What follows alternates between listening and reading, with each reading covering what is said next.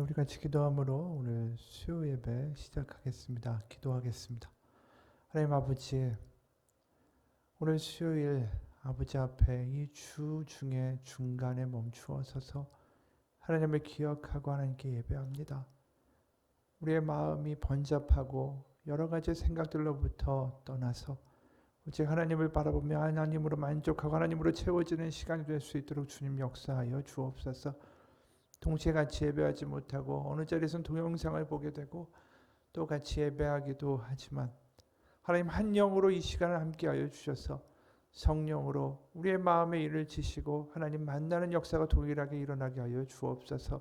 살아계신 예수 그리스도의 이름 받들어 기도합니다. 아멘. 우리 찬송가 301장 같이 찬양하겠습니다. 찬송가 301장입니다.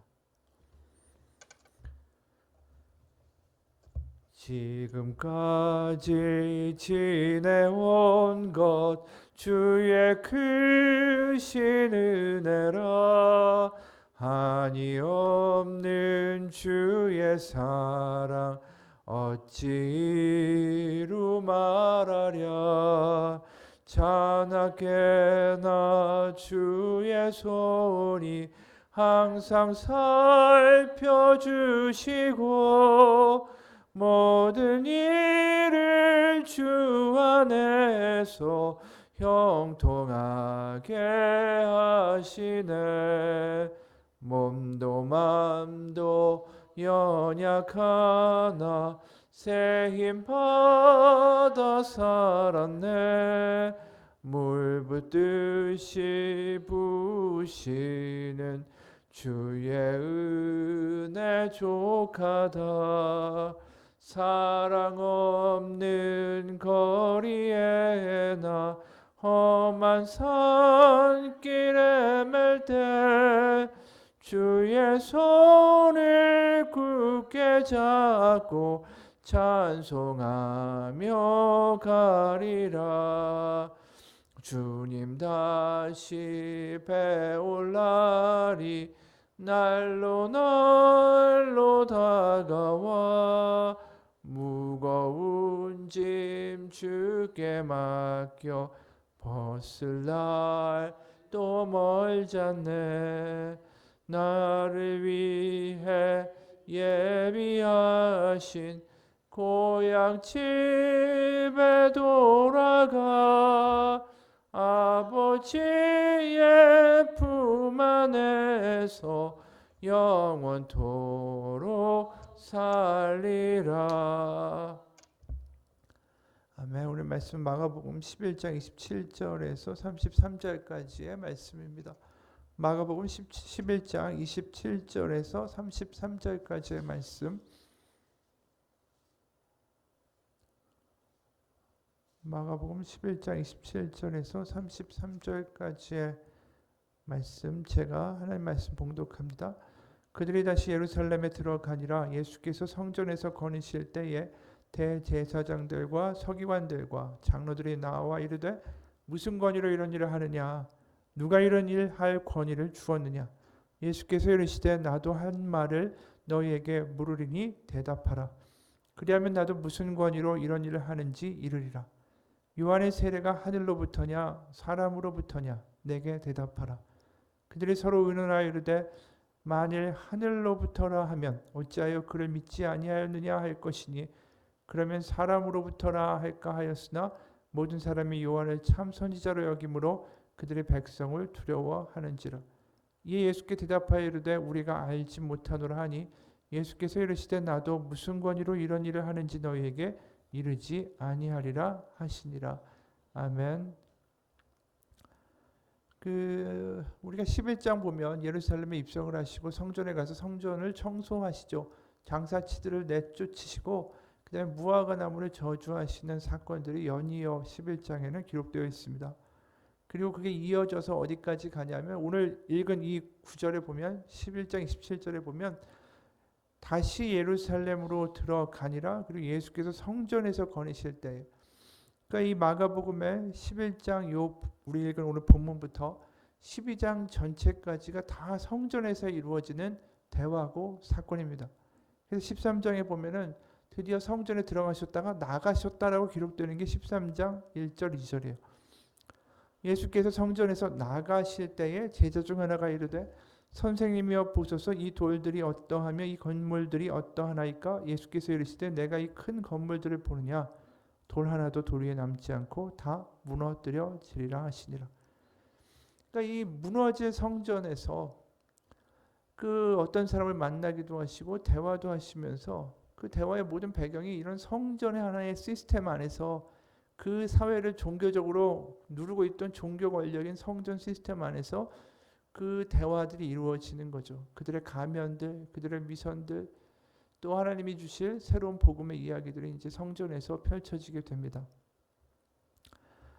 근데 어찌됐든 간에 이거 예수님의 본질의 이야기는 뭐냐 하면 성전에는 가능성이 없다라는 거예요. 그게 성전을 나가시면서 하게 되는 결국 결론이라는 거죠. 좀 전에 말씀드린 것처럼 돌 하나도 남지 않고 다 무너뜨려지리라. 그래서 오늘 본문에 보면 드디어 성전에 딱 들어가시니까 그 전에는 성전 장사치들을 몰아내신 것이지만 그것도 이방인의 뜻에서 성전 바깥이죠. 드디어 이제 성전 안으로 들어가니까 거기에 서기관들, 장로들, 대제사장들이 출현합니다. 그래서 드디어 이제 대면을 하게 되는 거죠. 그러면서 이제 그들 실세들이 예수님께 이러한 이야기를 하는 겁니다. 예수님 여태까지 일으켰던 모든 소동들과 이야기의 그 권한이 어디서 오느냐 묻는 겁니다. 28절에 이르되 무슨 권위로 이런 일을 하느냐? 누가 이런 일을 할 권위를 주었느냐? 여기 보면 권위, 권세란 말은 엑수시아라는 헬라어입니다. 엑수시아.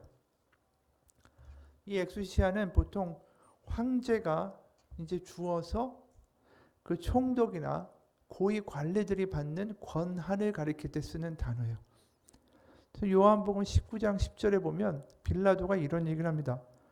빌라도가 이르되 내게 말하지 아니하느냐? 내가 너를 놓을 권한도 있고 십자가에 못 박을 권한도 있는 줄 알지 못하느냐. 그러니까 놓아주거나 십자가에 못 박아 죽게 하거나 생사여탈권의 권한을 자기가 갖고 있다는 거예요. 그 엑수시아. 그게 누구로부터 받은 겁니까? 황제로부터 받은 거죠. 그러니까 그런 파워가 어디서 나왔냐. 네가 지금 하는 모든 일에 뒤에 누가 있느냐라고 묻는 거예요. 결국 그 너 뒤에 있는 백이 누구냐. 그걸 밝히라. 자신들은 그 로마로부터 합법적인 종교기관으로 성전이 인정되고 거기서 제사장과 서기관이라는 직분을 갖고 있는 이른바 허용된 종교 권력이다라는 거죠. 거기서 나의 권위, 권세가 있는데 너는 도대체 백이 누구냐라고 묻는 겁니다. 그러니까 결국은 모든 권위와 권세가 그 당시에 어디서부터 나오겠어요? 다 로마 황제잖아요. 성전이나 이런 모든 종교도 인정해 준 게 로마 황제고 빌라도의 십자가에 못 박게 되는 그런 권한도 로마 황제고 결국 묻는 거죠. 네가 로마 정부와 로마 황제의 합법적인 목 받은 게 있느냐?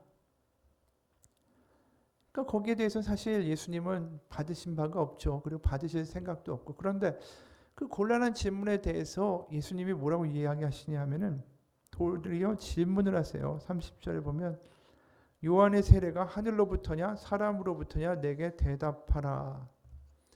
이게 굉장히 날카로운 질문이었어요. 왜냐하면 세례 요한은 굉장히 그 당시에 그 사람들, 백성들로부터 지지를 받고 인정을 받고 있던 사람이에요. 왜냐하면 이 사람이 율법적으로 걸릴 게 거의 없었습니다. 그러니까 예수님은 예를 들어서 안식일 날에 환자를 고치고 나병 환자나 무슨 뭐 눈먼 사람이나 병 있는 사람들, 부정한 사람들에게 손을 대시고 창기나 세례와 같이 율법적으로 아주 부정하고 불결한 사람들과 같이 드시고 마시고 그렇기 때문에 이 바리새인들이나 서기관들이나 제사장들이 지적할 거리가 있었어요. 어떻게 보면 흠잡을 수 있는 뭔가가 있었다라는 거죠. 근데 세례 요한은 그렇지가 않았어요. 세례 요한이 어디 있었냐면 광야에 있었습니다. 그는 사람들로부터 물질적인 것을 취하지도 않았어요. 그가 털옷을 입고 메뚜기와 석청만 먹고 검소하게 광야에서 회개하라고 외쳤던 사람이에요. 다른 사람들에게 자기의 율법을 안다고 해서 과시하거나 성전에서 무슨 제사장처럼 모를 갖다가 얻어먹고 취하고 폭리를 하던 사람도 아니었다라는 거죠. 그의 메시지는 뭐였냐면 한마디로 회개하라는 거였어요. 그러니까 마태복음 3장 5절부터 10절까지 보면 그가 어떤 설교를 했는가, 어떤 메시지를 전했는가에 대한 얘기가 나옵니다. 마태복음 3장 5절부터 10절 보면 이렇게 말씀해요. 이때 예루살렘과 온 유대와 요단강 사방에서 다 그에게 나와 자기들의 죄를 자복하고 요단강에서 그에게 세례를 받으니 요한이 많은 바리새인들과 사두개인들이 세례 베푸는 대로 오는 것을 보고 이르되 독사의 자식들아 누가 너희를 가르쳐 임박한 진노를 피하라 하더냐. 그러므로 회개에 합당한 열매를 맺고 속으로 아브라함이 우리 조상이라고 생각하지 말라. 내가 너희에게 이르노니 하나님이 능히 이 돌들로도 아브라함의 자손이 되게 하시리라. 이미 도끼가 나무 뿌리에 놓였으니 좋은 열매를 맺지 아니하는 나무마다 찍혀 불에 던져지리라. 그 바리새인들과 사두개인들을 한마디로 엄청나게 비난을 하시는 거예요. 독사의 자식들아. 그러니까 이게 지금 모든 위선과 모든 거짓에 대해서 그냥 아주 거리낌 없이 질타를 하는 거죠. 사실 그 당시에 이 바리새인들이나 서기관들이 모든 사람들에게 존경만 받는 건 아니었어요. 왜냐하면 우리가 누가복음 20장 보면 이런 말씀이 있어요. 20장 45, 46절에 보면 모든 백성이 들을 때 예수께서 그 제자들에게 이르시되 긴 옷을 입고 다니는 것을 원하며 시장에서 문안받는 것과 회당의 높은 자리와 잔치의 윗자리를 좋아하는 서기관들을 삼가라. 그들은 과부의 가사를 삼키며 외식으로 길게 기도하니 그들이 더 엄중한 심판을 받으리라. 그 서기관들의 그 뒷면에는 사람들이 생각하고 있는 이런 인식이 있는 거죠. 뭐냐 하면 길게 문안받기 좋아하고 높은 자리에 앉기 좋아하고 긴 옷을 기도술이 이렇게 달린 걸 입고 다니면서 나는 기도를 되게 거룩하게 하는 사람인 것처럼 겉으로 모양을 내고 다니는 거예요.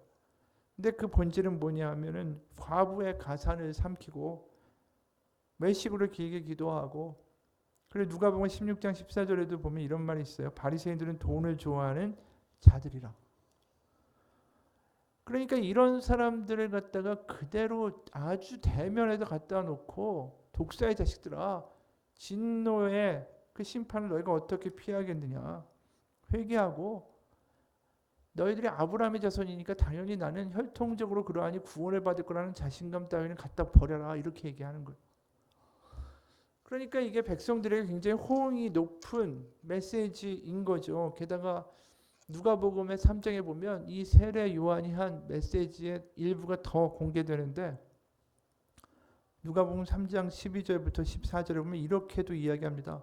세리들도 세례를 받고자 하여 와서 이르되 선생이여 우리는 무엇을 하리까 하매 이르되 부가된 것 외에는 거두지 말라 하고 군인들도 물어 이르되 우리는 무엇을 하리까 하매 이르되 사람에게서 강탈하지 말며 거짓으로 고발하지 말고 받는 금료를 족한 줄로 알라 하니라.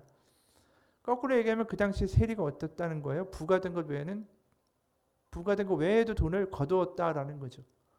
그러니까 세리 자체도 굉장히 백성들의 원성을 받았던 사람들이었다라는 거예요. 군인들은 어떤 사람이었습니까? 강탈하기도 하고 거짓으로 고발하기도 하고 자신들이 받는 금료 이상을 사람들에게 수탈해 간 거죠. 삥 뜯어 간 겁니다. 그러니까 그들에 대해서 이런 경고 메시지를 날리는 거예요. 그러니까 어떻게 되겠어요? 백성들이 그 당시에 눌리고 뺏기고 수탈당하고 힘든 가운데 그 수탈하고 빼앗고 억압하는 이들을 비난하고 비판하고 지적하는 세례 요한이 인기가 높을 수밖에 없다라는 거죠.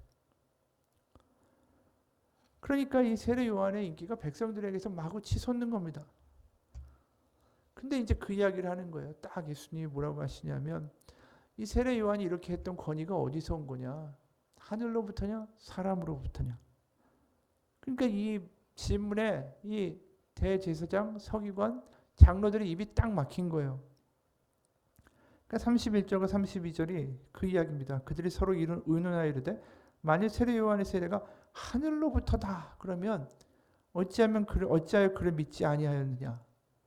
그 말이 나와버리면 자신들이 하는 모든 행동과 권력과 권위와 자신들이 다른 사람들보다 우월하다고 여기는 모든 것들이 다 붕괴되는 거예요. 그냥 다.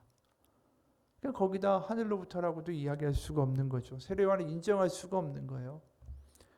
그렇다고 사람으로부터다 그랬다가는 백성들이 들고 일어나는 겁니다.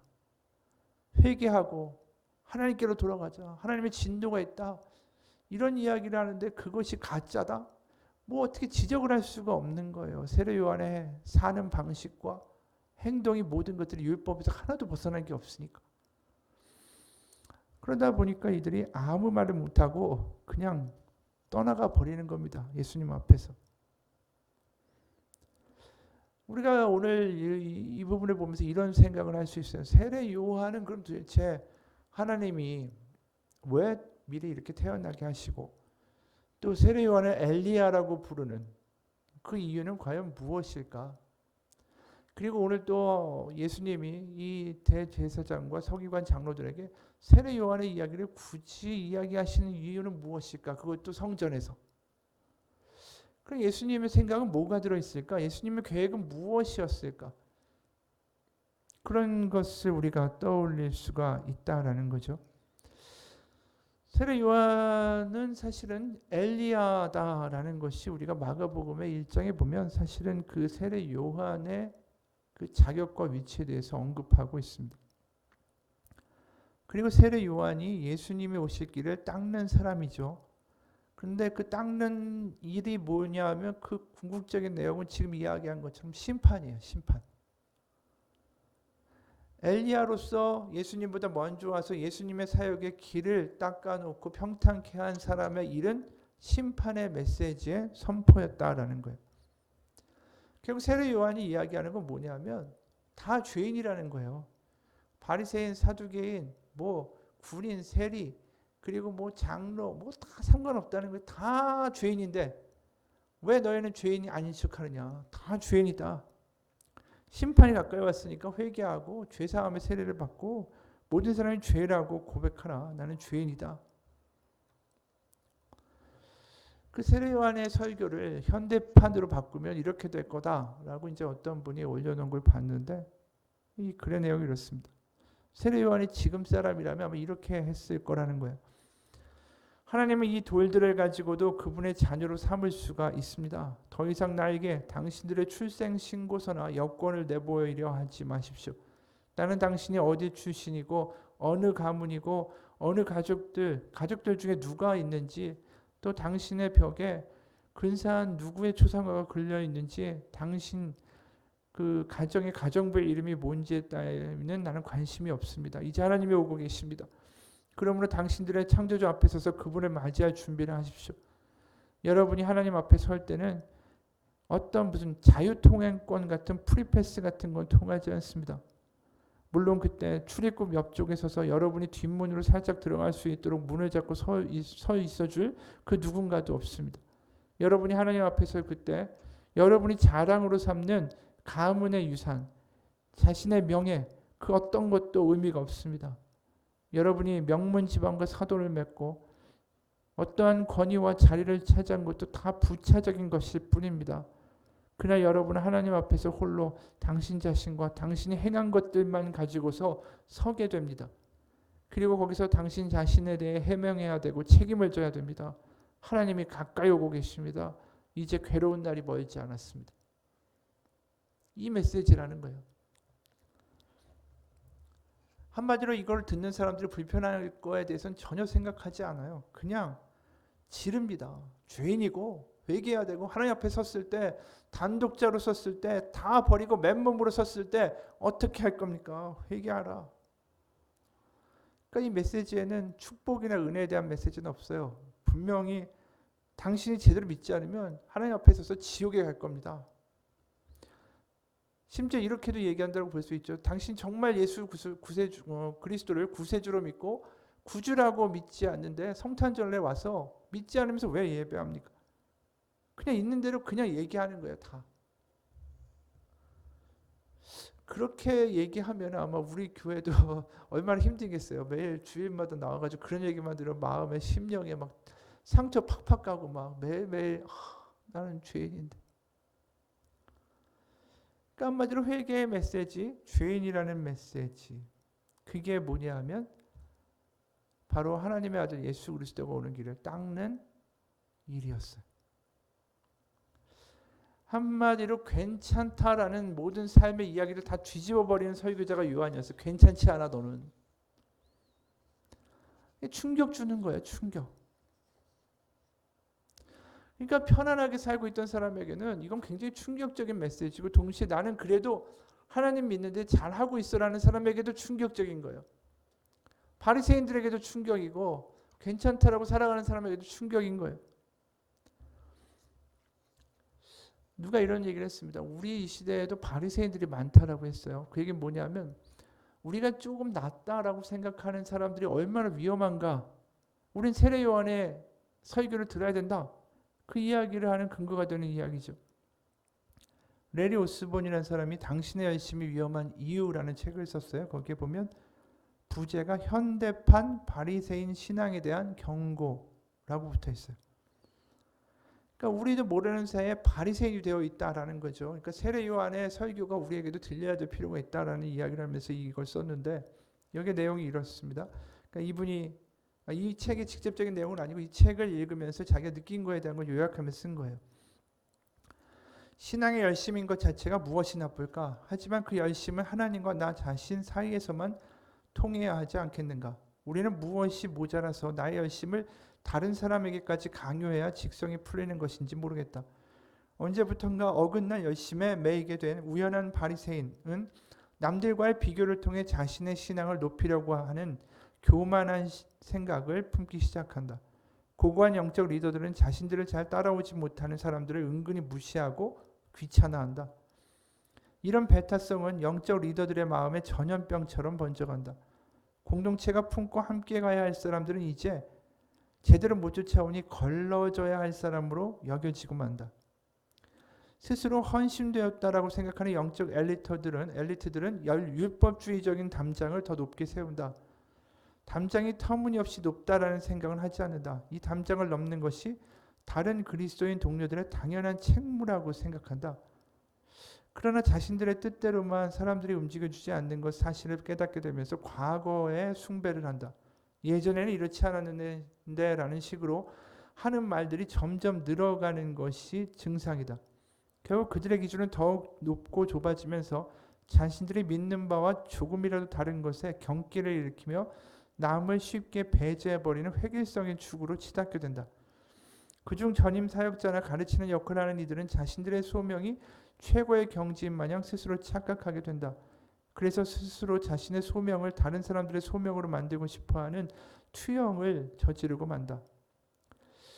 그런데 충격적인 건 이제 겨우 30대 중반에 대학 선교단체 간사인 내가 위에 6가지 바리새인들의 특징을 모두 다 경험해봤다는 것이다. 성장이 느린 학생들이 공동체에서 도태되는 것을 자연스러운 현상으로 받아들였다. 면담까지 하면서 그들을 걸러내는 일에 열심을 냈다. 그래봤자 수준 차이가 백지장 한 장 차이인 20대 초반의 학생들에게 시답지 않은 영적 기준을 들이대고 압박했다. 희미한 기억을 부풀리며 나의 학생 시절의 헌신을 무용담처럼 떠벌려서 학생들을 주눅들게 만들었다. 학생들이 다양한 질문들을 쏟아내지만 다 쓸모없고 부질없는 것으로 치부했다. 그리스도인의 인생에 있어서 최고의 소명은 전임 사역에 있는 것처럼 행세하고 다녔다.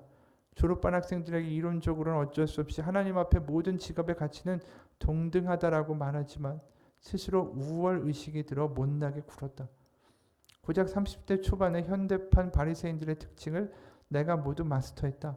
어긋난 열심이 이렇게 나와 밀착돼 있었다.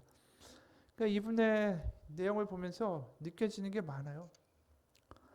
그러니까 이분이 한 게 뭐냐면 자꾸만 이제 기준을 높이는 거예요. 기준을 높이고 스스로가 자기가 거기에 넘어오지 못하는 사람들은 도태돼야 돼라고 생각하면서 간 거죠. 그러면서 그 다음은 점점 높아지게 되고 그 다음을 넘어오지 못하는 사람들을 보면서 과거에는 나 믿을 때 안 그랬어. 이런 이야기 한다라는 거예요. 그러니까 이게 바리새인들이 지금도 존재하는 거예요. 열심히 있는 사람이 바리새인이 된 거예요. 그러니까 그런 사람한테 뭐라고 얘기하냐면 지금 사도 세례 요한이 너 죄인이야 라고 이야기하는 거예요. 그럼 지금 이렇게 선교단체 간사처럼 헌신된 사람 앞에 가서 당신 죄인입니다. 당신 회개해요. 독사의 자식들아. 이러면 그거 어떻게 듣겠어요? 광분하겠죠. 그런데 결국 세례 요한이 하는 이야기는 진리예요. 모두 다 죄인입니다. 우리가 남보다 낫다라고 여길 수 있는 근거가 우리 안에 전혀 존재하지 않아요. 하나님이 보실 때. 내가 남보다 낫고 내가 좀 더 거룩하고 내가 좀 더 하나님께 헌신되어 있고 다르다라고 여기는 그 순간에 우리가 얼마나 문제가 생기는지 모른다라는 거예요. 우리는 담을 만드는 사람이 아니라 담을 부수어야 되는 사람인데 교회 안에도 담을 만들고 기준을 만들고 뭘 해야 되고 뭘 해야 되고 자꾸만 그래서 사람들을 배타적으로 배제시키는 일들이 벌어질 때에 그게 바리새인이라는 거죠. 전에 이런 이야기 했는데 설교에 이런 얘기 했었어요. 어느 교회에서 이런 사람이 있었다라는 거죠. 예배가 마치면 목사님과 인사를 하는데 매번 그런 얘기 한다라는 거예요. 오늘 말씀 김 집사 두고 하신 말씀이죠. 오늘은 이 집사에게 참으로 소중한 말씀이었어요. 목사님 어쩜 그렇게 설교를 잘하세요? 오 집사한테 딱 들으라고 하시는 말씀이었네요. 매사 이러니까 자기한테 향하는 말씀이 하나도 없다라는 거예요. 근데 어느 비오는 수요일날 밤 예배에 강단에 올라가니까 예배당에 딱 그 집사님 혼자만 와서 앉아 있었습니다. 이런 분들이 또 열심은 있죠. 그 비오는 날 혼자 나온 겁니다. 목사님이 속으로 쾌재를 불렀습니다. 옳거니 이거 하나님이 주신 절호의 기회구나. 그래서 그 집사님은 빤히 보면서 그냥 있는 대로 없는 대로 다 퍼붓어요. 어차피 듣는 사람 하나니까. 그래서 오늘은 다른 얘기 안 하겠지. 그랬더니 설교를 마친 목사님이 속으로 이제 꼼짝하지 못하겠구나. 그런데 예배 후에 그 집사님이 목사님한테 인사하는데 이랬다라는 거죠. 목사님 오늘 말씀은 김 집사, 이 집사, 오 집사, 최 집사가 들어야 되는데 너무 아쉽습니다. 이게 바리새인의 모습이에요. 자기는 괜찮다. 근데 세례 요한이 결국 던지는 메시지의 핵심은 뭐냐면 너도 안 괜찮아요. 우리가 이 바리새인의 함정에 빠지는 거, 그거는 우리가 스스로 괜찮은 삶을 살고 있고 괜찮다라는 이야기에 현혹되어 있는 거. 그러면 내가 가지고 있는 죄의 심각성에 대해서 깨닫지 못해요. 그러면서 다른 사람이 짓는 죄에 대해서 혐오하는 거를 가지게 됩니다. 쟤는 왜 저럴까? 난 아니다. 그런데 우린 다 죄인입니다.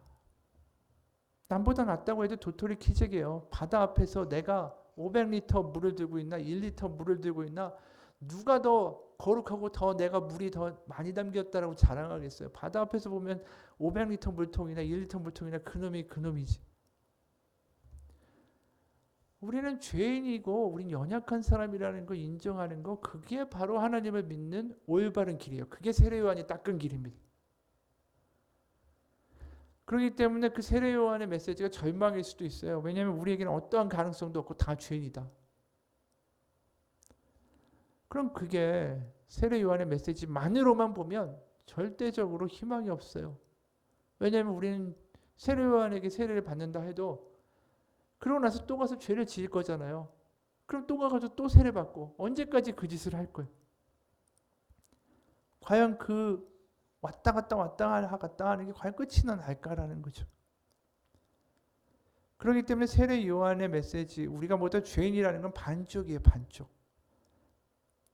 그래서 그가 얘기하는 건 예수님이 오시기로 평탄하게 만드는 일만 하는 거다라는 거죠. 마가복음 1장 1절부터 우리 아까 얘기한 대로 5절에 보면 이렇게 얘기해요. 그 세례 요한의 하는 일. 하나님의 아들 예수 그리스도의 복음의 시작이라. 선지자 이사야의 글에 보라 내가 내 사자를 내 앞에 보내노니 그가 내 길을 준비하리라. 그렇죠. 바로 예수님의 길을 준비하는 사자가 누구라고요? 세례 요한이죠. 3절 광야에 외치는 자의 소리가 있어. 이게 바로 세례 요한입니다. 이르되 너희는 주의 길을 준비하라. 그가 오실 길을 곧게 하라. 기록된 것 같이. 4절 세례 요한이 광야에 이르러 죄사함을 받게 하는 회개의 세례를 전파하니 온 유대 지방과 예루살렘 사람이 다 나아가 자기 죄를 자복하고 요단강에서 그에게 세례를 받더라. 그러니까 세례 요한이 한 일은 길을 닦는 거, 우리 모두가 죄인이라는 고백을 하도록 만드는 거. 그 다음에 뭐가 들어올까요? 그게 바로 복음이 들어오도록 길을 닦는 거예요. 그게 로마서예요. 우리 로마서 7장을 보게 되면 세례 요한이 만약에 우리에게 지금 이런 설교들을 우리에게 지금 했다면 우리는 이런 마음을 느끼게 될 거예요. 로마서 7장 보게 되면 이런 말씀이 있어요. 로마서 7장 14절부터 25절까지 로마서 7장 14절부터 25절까지의 사도 바울의 말씀이에요. 성경 말씀. 로마서 7장 14절부터 25절 제가 읽겠습니다. 우리가 율법은 신령한 줄 알거니와 나는 육신에 속하여 죄 아래 팔렸도다. 내가 행하는 것을 내가 알지 못하노니 곧 내가 원하는 것은 행하지 아니하고 도리어 미워하는 것을 행함이라. 만일 내가 원하지 아니하는 그것을 행하면 내가 이로써 율법이 선한 것을 시인하노니 이제는 그것을 행하는 자가 내가 아니오 내 속에 거하는 죄니라. 내 속 곧 내 육신에 속한 것이 내 육신에 선한 것이 거하지 아니하는 줄을 아노니 원함은 내게 있으나 선을 행하는 것은 없노라. 내가 원하는 바 선은 행하지 아니하고 도리어 원하지 아니하는 바 악을 행하는도다. 만일 내가 원하지 아니하는 그것을 하면 이를 행하는 자는 내가 아니오 내 속에 거하는 죄니라. 그러므로 내가 한 법을 깨달았노니 곧 선을 행하기 원하는 나에게 악이 함께 있는 것이로다. 내 속사람으로는 하나님의 법을 즐거워하되 내 지체 속에서 한 다른 법이 내 마음의 법과 싸워 내 지체 속에 있는 죄의 법으로 나를 사로잡는 것을 보는도다. 오호라 나는 공고한 사람이로다. 이 사망의 몸에서 누가 나를 건져내랴. 우리 주 예수 그리스도로 말미암아 하나님께 감사하리로다. 그런즉 내 자신이 마음으로는 하나님의 법을 육신으로는 죄의 법을 섬기노라. 24절에 바로 이 이야기가 있잖아요. 오호라 나는 곤고한 사람이로다. 이 사망의 몸에서 누가 나를 건져내랴. 바로 세례 요한의 메시지만 우리 가운데 존재한다면 우리는 맨날 이 고백에서 끝날 거예요. 근데 로마서는 7장이 끝이 아니에요. 8장으로 연결되고 십자가로 끝나지 않아요. 부활이 있듯이 로마서 8장에 바로 1절 2절은 놀랍게 반전되는 말씀을 선언해요. 로마서 8장 1절 2절 그러므로 이제 그리스도 예수 안에 있는 자에게는 결코 정죄함이 없나니 이는 그리스도 예수 안에 있는 생명의 성령의 법이 죄와 사망의 법에서 너를 해방하였음이라. 죄로부터의 해방이 있다. 그게 어디냐? 예수 그리스도. 그리고 14절 15절 보면 죄로부터의 해방뿐이 아니라 어떻게 되냐면 하나님의 자녀까지 되었다라고 이야기해요. 14, 15 무릇 하나님의 영으로 인도함을 받는 사람은 곧 하나님의 아들이라. 너희는 다시 무소하는 종의 영을 받지 아니하고 양자의 영을 받았으므로 우리가 아빠 아버지라고 부르짖느니라. 너무 극단적인 변화가 있는 거예요. 7장에 오라 공고한 자로다. 이 사망의 몸에서 누가 나를 건져내랴. 바로 그 다음에 8장에 이어지는 자유의 선언 그리고 자녀된 선언 그리고 35절과 38절 39절 너무나도 유명한 구절이죠. 누가 우리를 그리스도의 사랑에서 끊으리요? 환난이나 공고나 박해나 기근이나 적시나 위험이나 칼이랴. 38, 39절 내가 확신하노니 사망이나 생명이나 천사들이나 권세자들이나 현재일이나 장래일이나 능력이나 높음이나 깊음이나 다른 어떤 피조물이라도 우리를 우리 주 그리스도 예수 안에 있는 하나님의 사랑 안에서 끊을 수 없으리라. 이 확신까지 이어지는 것을 우리가 보게 돼요. 바로 세례 요한의 이야기는 뭡니까? 우리는 죄인이에요. 우리는 가능성이 없어요. 우리에게는 어떠한 희망도 없어요. 하지만 예수 그리스도 그분이 우리에게 희망되어 주기 위하여 오셨다라는 거예요. 거꾸로 말해서 세례 요한의 메시지가 없다면 복음이 복음될 수 없어요. 복음이 복음될 수 있기 위해서는 오호라 나는 공고한 자로다. 나에게 아무런 가능성이 없는 사람이도다. 그 고백이 먼저 세례 요한의 설교를 통해 우리 가운데 고백될 때 그때 예수 그리스도가 오시는 것이 기쁨이 되고 소망이 되고 능력이 되는 거예요. 나에게 아무런 가능성이 없을 때 하나님이 하셨다. 바로 세례 요한의 자리에서 그 메시지를 듣고 엎어져 있는 우리에게 그 죄인의 자리에서 자녀의 자리까지 우리를 바로 우리의 손을 잡고 아버지의 집으로 데려가기 위해서 오신 분이 예수 그리스도라는 거예요. 그러기 위해서 죄인의 자리까지 오셨고 엎어지는 우리의 손을 잡고 다시 탕자로 살아가던 우리를 아빠의 집으로 데려가시는 분. 그걸 하기 위해 이 땅에 오시고 고난을 받으신 거죠. 그렇기 때문에 예수 그리스도의 메시지는 세례 요한의 메시지가 전제가 되는 거예요. 세례 요한의 메시지가 있기 때문에 예수 그리스도의 복음이 기쁨이 되는 거예요. 내 능력과 내 자격으로 어떻게 하나님의 자녀라고 뻔뻔스럽게 얘기할 수 있겠어요? 아니 하다못해 우리가 고시를 봐서 사무관이 되는 것도 그렇게 노력이 필요한데 수많은 사람들 제게 그 자리에 올라갈 수 있는 내가 무슨 자격이 있어서 감히 하나님의 자녀의 자리까지 올라갈 수 있겠냐라는 거죠. 나에게는 아무런 능력과 가능성이 없습니다. 모든 사람에게 어떠한 가능성도 없어요.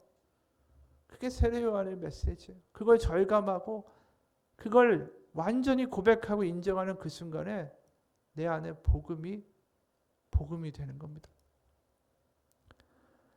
마태복음 17장에 보면 예수님이 이 땅에 오셔가지고 베드로와 같이 이제 사도들과 함께 다니시다가 가버나움에 딱 갔더니 성전세를 받으러 사람들이 옵니다. 성전세가 반세겔씩 내야 되는 거죠, 성인당. 그러니까 이제 그걸 달라고 하니까 그때 어떻게 하셨냐 하면은 예수님이 베드로에게 네가 바다에 가서 낚시를 던져서 물고기를 잡으면 그 물고기의 입을 열면 거기에서 한 세겔을 얻게 될 것이다. 그럼 그 한 세겔을 가져다가 너와 나를 위하여 그들에게 주라고 말씀하셨어요. 여기 보면 예수님이 성전을 그렇게 질타하시고 성전이 무너질 거라고 하시는데도 성전에다가 성전세를 내신 거예요. 결론적으로 보면. 왜 그렇게 하실까? 하나님의 아들 예수 그리스도 이제 자신이 성전을 지으실 그분이 왜 성전에다가 성전세를 내주시느냐? 그 성전세 같이 내는 사람이 누구냐? 베드로예요. 결국 여기에 강력한 메시지가 있어요. 한 세겔을 줘서 반 세겔씩 이것은 베드로의 몫이고 이것은 예수님의 몫으로 그들에게 주라. 바로 베드로와 예수님이 하나로 묶여 있는 거예요. 바로 네가 어떠한 상황이 돼도 그 베드로는 우리예요. 우리가 베드로가 다를 게 뭐가 있겠어요? 못나고 모자르고 그런 한심한 베드로의 모습이 우리인데 우리와 한 몸이 돼서 한 세겔의 동전으로 자신을 우리와 묶어버리시는 하나님의 아들의 모습이 바로 거기에 있는 거예요. 내지 않아도 되는 성전세를 베드로와 함께 내시고 베드로는 당연히 내야 되는 입장이었겠죠. 왜냐하면 그는 인간이었으니까. 다른 게 아니에요. 우리를 대속하기 위해서 우리와 함께해서 우리를 하나님 아버지께로 이끌어가기 위해서 우리와 함께 서시고 우리와 자신을 묶어버리신 분 바로 그분이 예수 그리스도 그게 십자가의 본질입니다. 하나님의 아들이 우리와 나란히 서주지 않으면 우리에게는 어떠한 가능성도 없어요. 우리가 밑에서 위로 갈 수 있는 가능성은 제로입니다. 오로지 위에서 누군가 우리를 끌어주지 않으면 우리는 갈 수가 없어요. 우리는 마치 웅덩이에 빠진 사람처럼 내 능력으로 나아갈 수 없습니다. 누군가 내려와서 우리를 잡아주지 않으면 나아갈 수 없어요. 그게 바로 예수 그리스도예요. 그분이 오셔서 내려오셔서 우리를 잡고 하나님께로 데려가시는 겁니다. 그게 구원이고 그게 예수 그리스도의 십자가와 부활이에요. 그래서 우리도 죽어 하나님 아들 예수 그리스도와 함께 부활하지 않겠느냐? 그분이 우리의 부활의 첫 열매가 되셨다. 그건 뭡니까? 우리도 결국 아버지께로 부활하여 올라가게 된다라는 거예요. 그것은 오직 예수님이 그렇게 하셨기 때문에. 은혜라는 거죠. 은혜. 오로지 내 힘으로 안 될 때 위에서 내려오신 예수 그리스도 그분으로 말미암아 우리에게 소망이 있고 우리에게 자녀되는 권세가 생기고 우리 가운데 자유함이 있고 우리에게 새로운 가능성이 열릴 수가 있는 겁니다. 아까 현대인판 바리새인의 신앙에 대한 경고라는 책을 이야기했죠. 거기에 저자가 이런 얘기를 했어요. 복음이 되기 위해서는 은혜와 긍휼이 가장 중요한 위치에 남아 있어야 한다. 내 헌신의 철저함이나 내 열성의 강렬함, 내 희생의 정도가 하나님의 용납과 인정을 받고 유지하는 수단이 될 때 복음, 그 좋은 소식은 더 이상 누구에게도 좋은 소식이 될 수 없다. 우리 중 그 누구도 진정으로 의로운 삶을 살지 못한다. 심지어 우리 중 최고의 사람들도, 즉 예수님을 따르는 행렬의 선두에 선 사람들조차도 하나님 앞에 서기 위한 필요한 의로움에는 절대로 미치지 못한다. 이것 때문에 은혜가 그토록 놀라운 것이다. 이것 때문에 오늘날 우연한 바리새인들의 오만이 그토록 어리석은 것이다. 우리의 소망은 우리가 하나님을 위하여 행하는 일에 있지 않다. 우리의 소망은 하나님이 우리를 위하여 행하신 일에 있다. 그것이 복음이다. 은혜를 받으면 우리가 어떻게 달라지냐면 내가 하나님께 뭘 봉사했고 뭘 했고 얘기하지 않아요. 내가 은혜를 받으면 하나님이 하신 일에 대해서만 얘기하게 돼 있어요. 왜냐하면 다 하나님이 하신 거니까. 내가 잘된 것도, 내가 어떤 일을 할 수 있었던 것도, 내가 이 상황 가운데 소망을 품은 것도 다 내가 한 게 아니라 하나님이 하신 일이니까. 은혜 받은 사람은 하나님 이야기를 하는 거고, 은혜가 떨어지고 교회에서 바리새인이 된 사람들은 자신의 이야기를 해요. 내가 옛날에 신앙생활 이렇게 했는데, 내가 뭘 하나님께 바쳤는데, 내가 이렇게 봉사했는데, 그 이야기가 주를 이룰 때 우리는 은혜를 잃어버린 거예요. 바로 하나님이 세례 요한을 엘리사벳과 사가랴 사이에서 태어나게 하셨어요. 그리고 그를 선지자로 택하셨습니다. 그리고 광야로 불러내 선포하게 하셨어요. 그에게 강한 목소리를 주셔서 모든 군중에게 들리도록 하셨어요. 그리고 그에게 확신을 주셨고 그에게 진리를 주셨습니다. 바로 세례 요한이 태어날 때 보면 모든 게 성령으로 말미암아 이루어졌고 성령으로 말미암아 서로 예수님과 뱃속에서 만났을 때 뛰놀았다라고 이야기하고 있고 모든 것이 하나님의 구원의 경륜 가운데 일어난 일이에요. 그래서 아까 다시 얘기로 돌아가면 세례 요한의 메시지 모든 사람이 죄인이다 라는 메시지가 우리 가운데 분명히 인정되고 우리의 연약함과 우리의 가능성 없음이 고백될 때에 바로 그때 예수님의 복음이 우리 가운데 기쁨으로 진리로 다가옵니다. 그게 세례 요한이 존재했던 이유예요. 오직 우리는 은혜로 하나님의 자녀가 됐습니다. 그리고 너무 유명한 구절 있죠. 요한복음 1장 12절 14절 보면 영접하는 자 곧 그 이름을 믿는 자들에게 하나님의 자녀가 되는 권세를 주셨으니 이는 혈통으로나 육적으로나 사람의 뜻으로 나지 아니하고 오직 하나님께로부터 난 자들이니라. 말씀이 육신이 되어 우리 가운데 거하시며 우리가 그의 영광을 보니 아버지 독생자의 영광이 은혜와 진리가 충만하더라. 여기 보면 이 이야기 있죠. 영접하는 자고 그 이름을 믿는 자들에게는 하나님의 자녀가 되는 권세를 주셨으니 이 권세가 어떤 이야기죠? 아까 얘기했잖아요. 첫 번째 예수님에게 너의 권세가 어디서 오는 거냐? 그럼 이게 하늘로부터 온다라는 게 예수님의 이야기예요. 그럼 우리가 자녀된 권세가 어디로부터 오는 거죠? 그것도 하늘로부터 오는 거예요. 바로 세상은 황제한테서의 그 권세를 얻고 기뻐해요. 높은 자리로 임명받은 것 가지고 기뻐합니다. 그런데 우리는 그런 세상의 높은 자리가 아니라 하나님으로부터 권세를 받은 거예요. 엄청난 권세. 그건 뭐냐? 하나님의 자녀되는 권세. 그렇기 때문에 여기 하나님의 자녀된 권세라는 단어에 엑수시아라는 말이 똑같이 쓰이면 굉장히 강력한 이야기예요. 아까 얘기했잖아요. 황제로부터만 받을 수 있는 권한. 그걸 얘기할 때 엑수시아라고 그랬는데 우리의 엄청난 황제보다 더 높은 바로 하나님, 바로 그분에게서 받은 권세가 하나님의 자녀라는 거예요. 그게 얼마나 대단해요. 내 근거가 없고 내가 정말 아무 상관이 없던 난 그야말로 죄인이었던 그 나를 하나님의 자녀의 권세까지 주셨다라는 거예요. 그 권세가 엑수시아라는 단어가 그 성도들, 초기교회 성도들한테 들렸을 때 얼마나 강력하게 들렸겠어요. 황제가 주는 권세 같은 그 권세가 바로 나에게 주어졌다라는 거예요.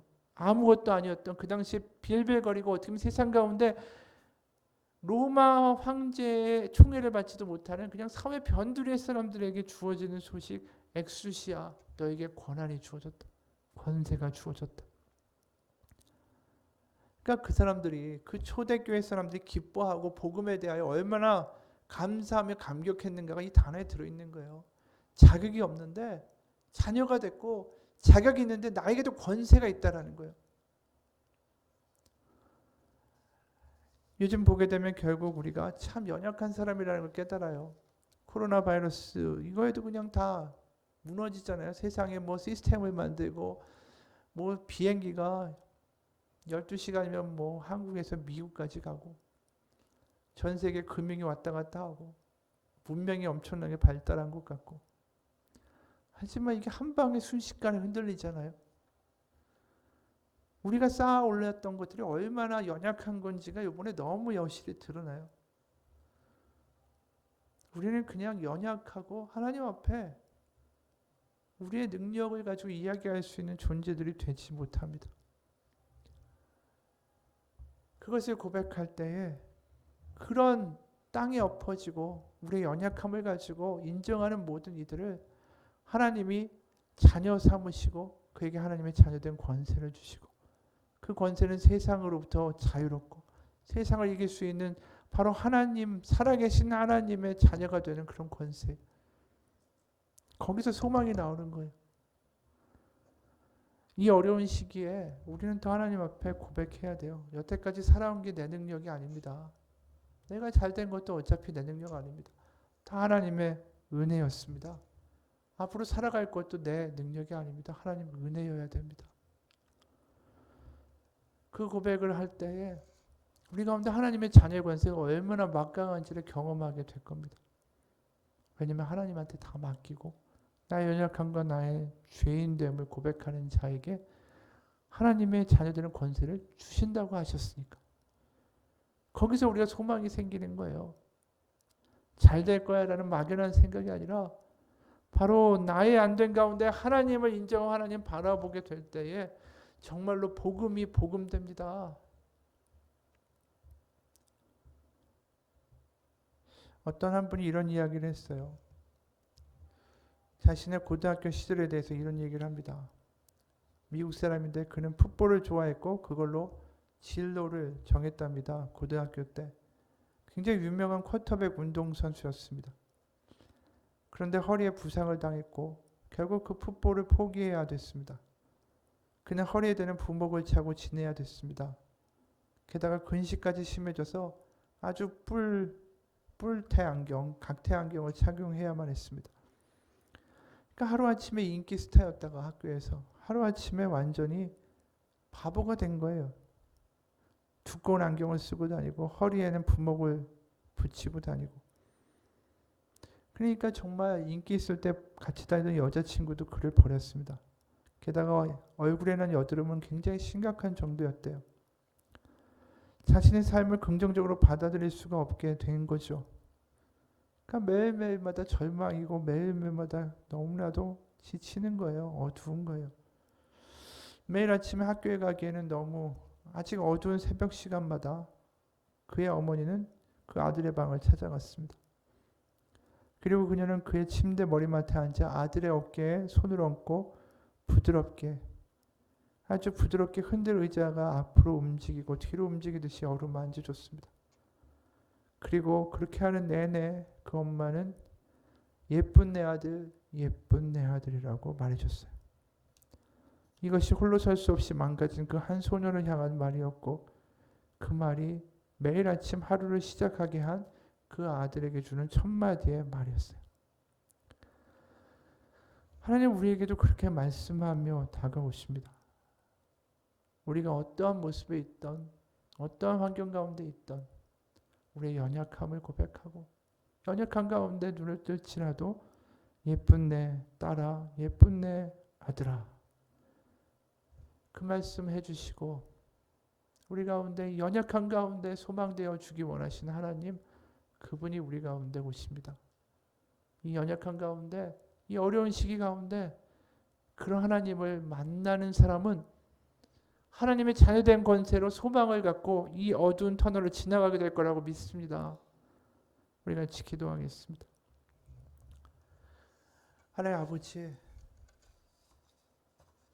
우리의 힘과 우리의 능력으로 할 수 없는 그런 문제들을 부딪힐 때에 그때가 하나님을 만날 때고 그때가 복음이 복음될 때고 그때가 하나님이 하나님 되실 때입니다. 그동안 내 힘으로 내 생각으로 살아왔다면 바로 이때가 내 생각과 내 판단과 내 가능성과 내 능력을 다 내려놓고 하나님, 저는 참 못난 사람이고 저는 부족하고 제 힘으로 안 됩니다. 바로 그곳에 예수 그리스도, 바로 우리의 구세주가 오셨습니다.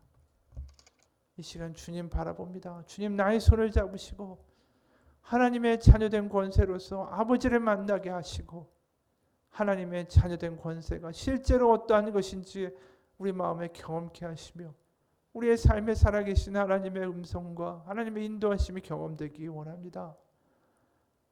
우리는 하나님밖에 없습니다. 우리에게는 어떠한 가능성도 없습니다. 그것이 내 마음 가운데 절박할 때에 그 절박한 가운데 다가오시며 예쁜 내 딸아, 예쁜 내 아들아 라고 말씀해 주시고 우리를 다시 살게 하시고 우리를 다시 일어서게 하신 하나님의 성령의 역사가 우리의 삶 가운데 경험되게 하여 주옵소서. 살아계신 예수 그리스도의 이름 받들어 기도합니다. 아멘.